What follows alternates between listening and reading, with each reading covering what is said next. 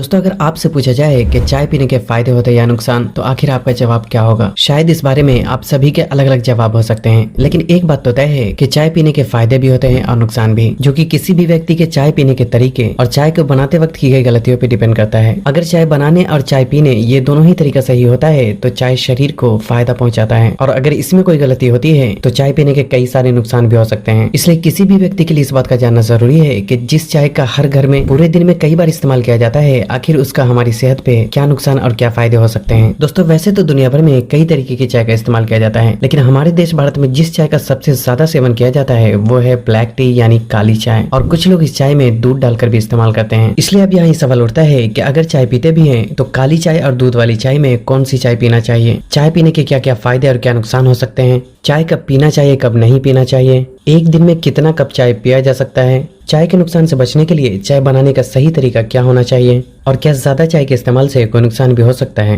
पूरी जानकारी पाने के लिए वीडियो को आखिर तक जरूर देखें। सबसे पहले बात करते हैं कि आखिर चाय पीने के क्या फायदे और क्या नुकसान हो सकते हैं। दोस्तों, चाय के फायदे और नुकसान को ठीक से समझने के लिए पहले हमें चाय बनाने में इस्तेमाल की जाने वाली चीजों के बारे में समझना होगा। वैसे तो चाय बनाने में चीनी और दूध का भी इस्तेमाल किया जाता है, लेकिन जो सबसे मेन चीज का इस्तेमाल किया जाता है वो है चाय पत्ती। इसलिए सबसे पहले हमारे लिए समझना जरूरी है कि आखिर चाय पत्ती में शरीर को फायदा और नुकसान पहुंचाने वाली कौन कौन सी चीजें मौजूद होती है। दोस्तों, चाय पत्ती में मौजूद जो चीजें शरीर को फायदा पहुंचाती है वो है इसमें पाया जाने वाला पॉलीफेनॉल, फ्लेवोनाइड और दूसरे एंटीऑक्सीडेंट, जिससे कि चाय का सही मात्रा में और सही समय पर इस्तेमाल करने से ये शरीर में बुरे कोलेस्ट्रॉल की मात्रा को घटाता है, एजिंग प्रोसेस को स्लो डाउन करता है, और इम्यूनिटी पावर को बढ़ाने के साथ साथ ये शरीर को कई तरह के कैंसर सेल्स से प्रोटेक्ट करने में भी काफी हद तक मदद करता है। साथ ही चाय में एल-थियानाइन नाम का अमाइनो एसिड मौजूद होता है, जो कि ब्रेन को रिलैक्स करके फोकस करने की क्षमता को कुछ देर के लिए इंप्रूव कर देता है। और खासकर जिन लोगों को सर्दी जुकाम या फिर गले में खराश जैसी प्रॉब्लम होती है, उन्हें चाय में तुलसी और अदरक जैसी चीजों को डालकर देने से उनकी हालत में काफी हद तक सुधार आता है। लेकिन ये इस बात का भी ख्याल रखना जरूरी है कि जो लोग अक्सर चाय पीते हैं उन्हें इस बात का बिल्कुल भी अंदाजा नहीं होता कि दिन भर में कितना चाय पीना चाहिए और इसे पीने का सही समय क्या होना चाहिए। और यही वजह है कि चाय का गलत मात्रा में और गलत समय पर इस्तेमाल करने से ये शरीर को धीरे धीरे भारी नुकसान भी पहुंचा सकता है। और ऐसा इसलिए क्योंकि चाय के अंदर जो शरीर को नुकसान पहुंचाने वाली चीज होती है वो है इसमें पाया जाने वाला टैनिन और कैफीन। चाय में मौजूद टैनिन शरीर में आयरन को एब्सॉर्ब होने से रोकता है, और जिसकी वजह से चाय का ज्यादा मात्रा में इस्तेमाल करने से शरीर में धीरे धीरे आयरन की कमी होने लगती है। और शरीर में आयरन की कमी होना इतना कॉमन है कि सिर्फ हमारे देश भारत में हर साल लगभग 1 करोड़ लोग आयरन डिफिशियंसी के शिकार हो जाते हैं। इसलिए इस बात को भी नजरअंदाज बिल्कुल भी नहीं किया जा सकता। साथ ही चाय पीने में की गई गलतियों की वजह से अपचन,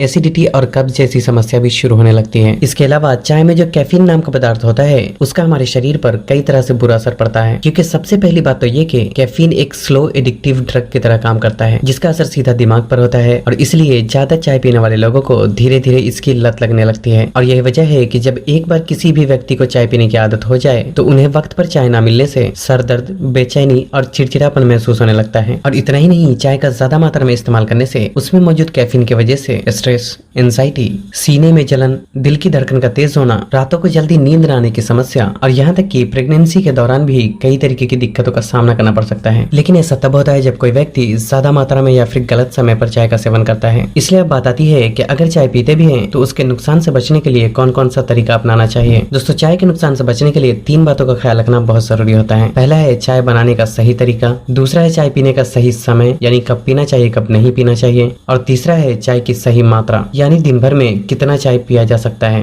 दोस्तों, चाय बनाने के सही तरीके का पता होना इसलिए जरूरी है क्योंकि जब चाय बनाने में ही गलती होती है तो चाय पीने का तरीका सही होने के बावजूद उसका शरीर को सिर्फ नुकसान ही पहुंचता है। और चाय बनाने में जो हमारे यहाँ सबसे पहली गलती की जाती है वो है चाय को बहुत ज्यादा देर तक पकाना। चाय को जितनी ज्यादा देर तक पकाया जाता है उसमें फायदा पहुंचाने वाली चीज उतनी कम होती जाती है, और शरीर को नुकसान पहुंचाने वाले टॉक्सिन्स उतना ही ज्यादा बढ़ते जाते हैं। इसलिए सिर्फ पानी को अच्छी तरह गर्म कर लें और उसके बाद उस पानी में चाय पत्ती और बाकी सभी चीजें डालकर इस्तेमाल करना चाहिए। यहाँ एक बात का और ख्याल रखना जरूरी है कि बाहर की चाय से जहाँ तक हो सके परहेज ही करना चाहिए, क्योंकि बाहर में बनाई जाने वाली चाय में अक्सर ही एक ही पत्ती को बार बार इस्तेमाल किया जाता है, जिससे कि चाय में जहरीले पदार्थ की मात्रा बढ़ती है, जो कि शरीर को और भी कई गुना ज्यादा नुकसान पहुंचा सकता है। हालांकि अगर आप दुकान वाले को बोलकर नई पत्ती से चाय बनवाते हैं तो ऐसी चाय का बाहर में भी इस्तेमाल किया जा सकता है। दूसरी बात यह है कि हमने अब तक जो भी चाय के फायदे के बारे में जाना है वो फायदे बिना चीनी वाली चाय के थे, क्योंकि चाय में चीनी मिलाने से चाय के फायदे कम हो जाते हैं और उसके नुकसान भी कई गुना बढ़ जाते हैं, क्योंकि चाय में चीनी की मात्रा जितनी ज्यादा होती है वो शरीर को भी उतना ही ज्यादा नुकसान पहुंचाता है। चीनी ब्लड शुगर को इंक्रीज करता है और शरीर में चर्बी की मात्रा को बढ़ाने के साथ साथ चेहरे और शरीर पर एक्नी पिंपल्स भी पैदा करने लगता है। साथ ही चीनी भी कैफीन की तरह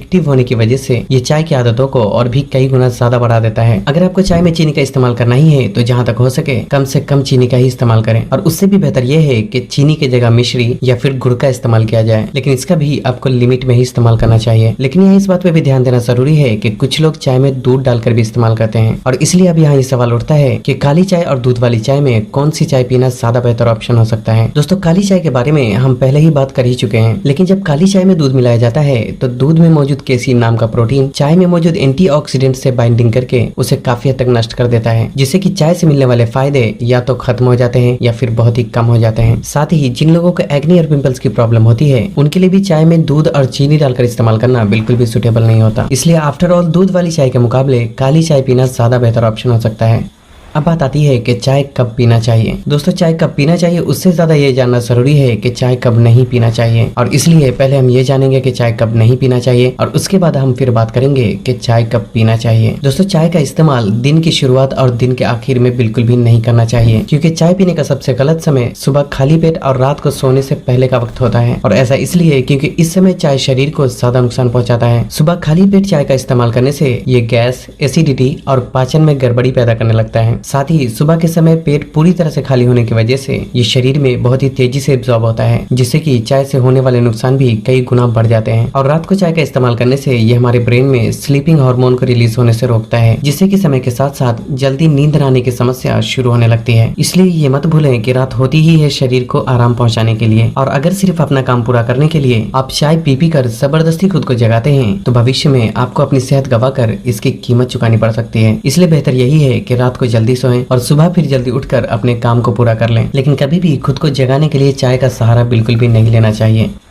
अब बात आती है कि चाय पीने का सही समय क्या होना चाहिए। दोस्तों, अगर आप चाय पीते हैं तो इसका आपको सुबह खाली पेट इस्तेमाल ना करके नाश्ते या फिर खाने के आधे से 1 घंटे बाद इस्तेमाल करना चाहिए, क्योंकि ऐसा करने से ये शरीर में धीरे एब्जॉर्ब होता है और इससे होने वाले नुकसान भी काफी हद तक कम हो जाते हैं। अब बात करते हैं कि एक दिन में ज्यादा से ज्यादा कितना चाय पिया जा सकता है। दोस्तों, यहाँ इस बात का समझना जरूरी है कि चाय का कभी कभी इस्तेमाल करने में कोई प्रॉब्लम नहीं है, क्योंकि अगर आप हफ्तों चाय का इस्तेमाल नहीं करते और फिर किसी दिन 1 कप या फिर किसी वजह से 2 कप चाय का भी इस्तेमाल करते हैं तो ऐसा करने में कोई प्रॉब्लम की बात नहीं है, क्योंकि चाय स्लो एडिक्टिव होने की वजह से कभी कभी इस्तेमाल करने से इसकी जल्दी आदत नहीं होती और इसका शरीर को कुछ खास नुकसान भी नहीं होता। लेकिन प्रॉब्लम तब होती है जब कोई व्यक्ति चाय को अपनी डेली रूटीन में शामिल कर लेता है और फिर पूरी तरह से चाय पर ही डिपेंड हो जाता है कि चाहे जो हो जाए हर हाल में चाय मिलना ही चाहिए। तो ऐसे में चाय पीने की आदत भी बढ़ती जाती है और तब व्यक्ति दिन भर में जितना ज्यादा चाय का सेवन करता है वो उतना ही ज्यादा चाय की बुरी आदतों में गिरफ्तार हो जाता है, और फिर बात यहाँ तक पहुँच जाती है कि चाहे जान जाए तो जाए लेकिन चाय न जाए। इसलिए जिन लोगों को अब तक चाय की आदत नहीं है वो कभी कभी चाय का इस्तेमाल तो कर सकते हैं, लेकिन आपको इसे अपनी आदतों में बिल्कुल भी शामिल करने की कोशिश नहीं करना चाहिए। और जो लोग पहले से ही बहुत ज्यादा चाय पीने की आदतों का शिकार हो चुके हैं उन्हें सबसे पहले चाय की मात्रा को आधी कर देना चाहिए, जिसका मतलब है कि अगर आप 4 कप चाय पीते हैं तो 2 कप कर दें, अगर 2 कप पीते हैं तो 1 कप कर दें, और साथ ही बीच बीच में कभी कभी 1-2 दिन बिना चाय पिए भी गुजारें, ताकि चाय की आदतों पर कंट्रोल किया जा सके। आखिर में ये बात जरूर कहना चाहूंगा कि आपको चाय को हमेशा के लिए बंद करने की जरूरत नहीं है, लेकिन आपको इसकी क्वांटिटी को कम करने की कोशिश जरूर करना चाहिए, क्योंकि चाय एक ऐसी चीज है जिसका जितनी कम मात्रा में इस्तेमाल किया जाए उतना ही अच्छी बात है, नहीं तो इंसान बस चाय का गुलाम बनकर रह जाता है।